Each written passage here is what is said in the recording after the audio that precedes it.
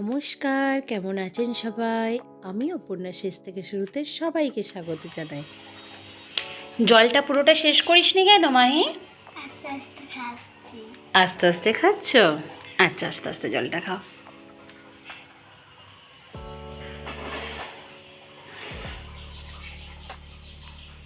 তুমি কালার করছো? কি করছো এটা?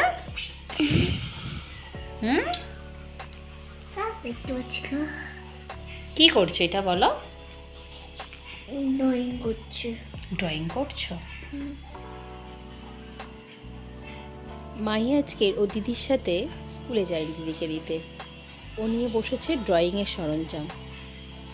ওর দিদির যত কালার পেন্সিল ছিল, একটা কপি পেয়েছে কোথা থেকে, একটা কাগজ পেয়েছে, একটা কাগজের টুকরো পেয়েছে, সেটাকে নিয়ে এখন দিদির যে কালারের বাটিটা ছিল সেটা নিয়ে বসে পড়েছে। করো, কাজ করো ধীরে সুস্থে,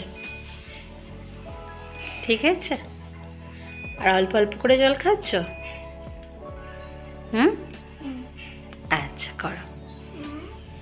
কি করছো এটা? কি ড্রয়িং হচ্ছে এটা? গোল গোল কি করেছো এগুলো? ডিম। ডিম? কিসের ডিম? মুরগির ডিমের কালার হচ্ছে আবার কি কালার হচ্ছে? অরেঞ্জ? মুরগির ডিমের কালার অরেঞ্জ হয়?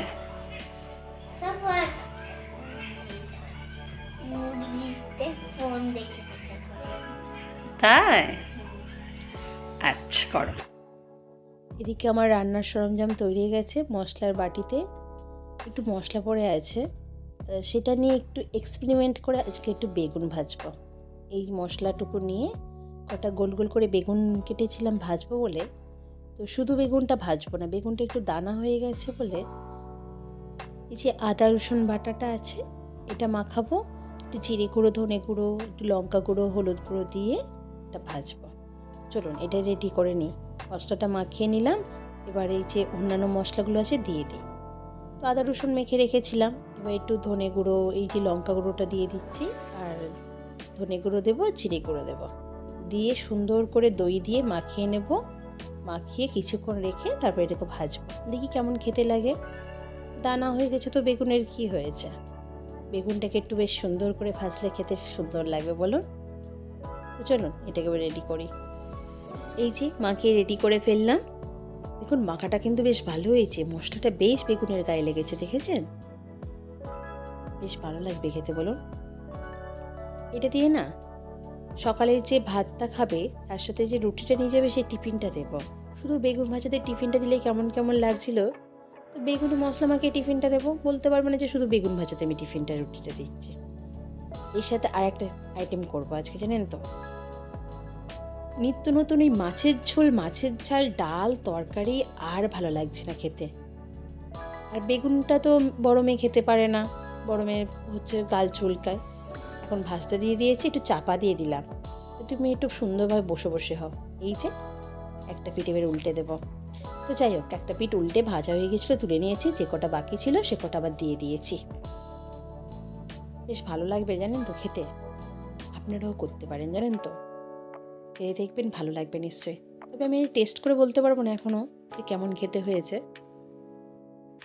চলুন এবার বেগুন ভাজাটা যেটা তুলেছি সেটা দেখা, এই দেখুন ভালোই হয়েছে জানেন তো। বেগুন ভাজাটা তো কমপ্লিট করলাম। কতগুলো ডিম সেদ্ধ করেছিলাম, তো ভেবেছিলাম ডিমের কারি করব। তো কারি তো প্রত্যেক দিন করি, আজকে আর কারি করব না। তার মধ্যে একটা ডিম সেদ্ধ ছোটো মেয়ে নিয়ে চলে গেল। আমি ঠিক আছে এবার এই 9টা ডিম দিয়েই আজকে একটু ডিমের হচ্ছে কোরমা করে ফেলি। অনেক দিন ধরে কোরমা করবো ভাবছি, করাই হয় না। একটু লঙ্কা গুঁড়ো আর একটু নুন মিশিয়ে ভালো করে সুন্দর করে মেখে নিই। এবার ডিমগুলো হালকা লাল করে ভেজে নেব। কড়াটা যেহেতু গরম হয়ে গিয়েছিল, একটা পিঠ দিতেই লালটা বেশি হয়ে গেছে। তো এখন পেঁয়াজ দিয়ে দিয়েছি, এই সাদা তেলের মধ্যে পেঁয়াজটা দিয়েছি, এটা বেরেস্তা করে তুলে নেব। এই যে বেরেস্তা হয়ে গেছে এবার তুলে নেব। আর এই সাদা তেলটার মধ্যে না গরম মশলা, তেজপাতা আর 2 চামচ ঘি দিয়ে দিয়েছি। দিয়ে আর মশলা করেছিলাম পেঁয়াজ, কাজু বাদাম। আর এটা করতে শুধু জানেন তো কাজু বাদামটাই লাগে, একটু আদা কুচি, একটু ধনে গুঁড়ো, জিরে গুঁড়ো আর একটু লঙ্কা গুঁড়ো দিয়েছি, লাল লঙ্কার গুঁড়ো দিয়ে সুন্দর করে মশলাটাকে কষেছি। কষে আর এই যে ডিমের কোরমাটা রেডি, উপরে বেরেস্তাগুলো ছড়িয়ে দিয়েছি। খুবই ইজি জানেন তো, খুবই ইজি, খুবই সহজ পদ্ধতিতে করেছি আর খুব সুন্দর একটা গন্ধ বেরিয়েছে। খুব সুন্দর হয়েছে। এটা দিয়ে পরোটা রুটি খেতে বেশি ভালো লাগবে, তবে ভাতের সাথেও খারাপ লাগবে না। এবার বাজারগুলো তুলে নিই। দেখেছি শীতের ফুলকপিটা কি সুন্দর লাগছে। আর এদিকে জানেন তো মাহির আর একটা কাণ্ড চলছে বাইরে, চলুন দেখায়।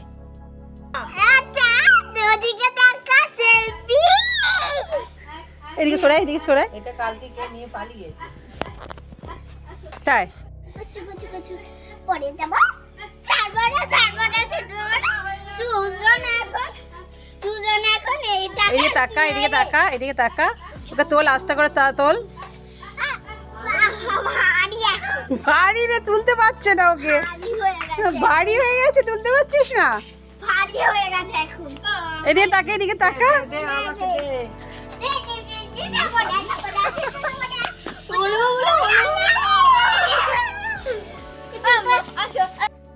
রান্নাঘরের কাজ সেরে আমি সবাইকে স্নান করিয়ে দিয়ে দাঁড় করিয়েছি।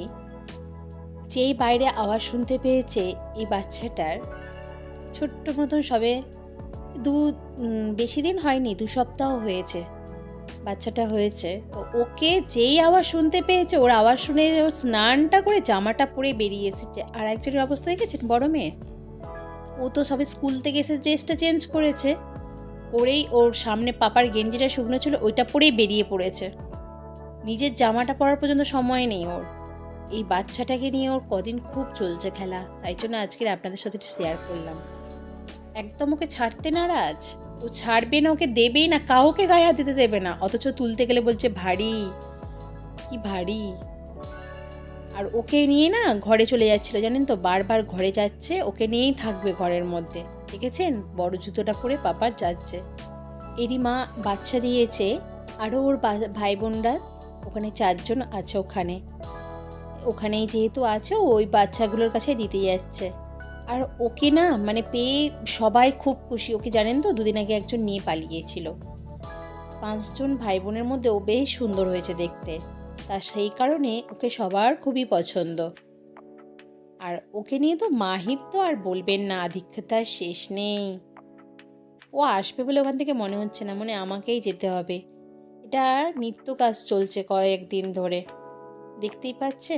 ও আসবে না, ওই যে আবার পিছন পিছন ওর ভাই বোনগুলো ছুটেছে, আবার সে ছুটে যাচ্ছে, দেখেছেন তো। চলুন ভিডিওটা আজকে এখানেই শেষ করলাম। সবাই ভালো থাকবেন, সুস্থ থাকবেন, সাবধানে থাকবেন। পরে আবার দেখা হবে।